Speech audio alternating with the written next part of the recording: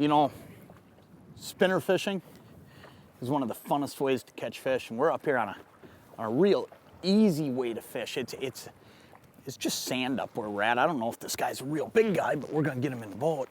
Oh, he's not a bad one. But one of the neat things about spinner fishing, he'll eat good tonight. One of the neat things about spinner fishing though is a lot of people look at it and they think, boy, you know, do I have the right equipment? And let me tell you something. You don't need to worry about having anything real fancy. Take a look at what I'm fishing here. This is actually the same rod I Lindy rig with. All I'm looking at is you need something, you know, medium action rod, 7 foot. Simple spinning rod's just fine. You know, a lot of guys use a bait caster. I use a bait caster a lot of times too. But all you need is 8-pound line and, you know, a real simple spinner setup. And we've actually, I think what holds a lot of people back from pulling spinners is the fact that they feel like they got to tie them to have the right spinners now. What we've done at Lindy, he's a good one. We'll throw him in the live well and eat him tonight.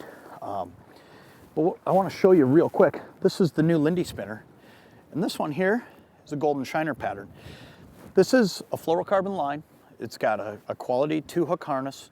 It's got a good blade, and it's got some bead patterns that really match the bait fish that are in the system. And this guy, he's been running around eating perch or shiners or whatever he's eating, and we just gave him something that looks real similar coming through the water, and he came up and grabbed it. So realistically, what I'm getting at here is spinner fishing.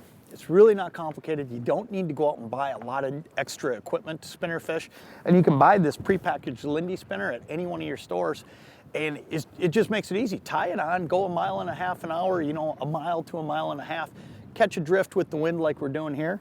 There's your result right there. I'm gonna throw them in. My camera guy likes eating walleyes.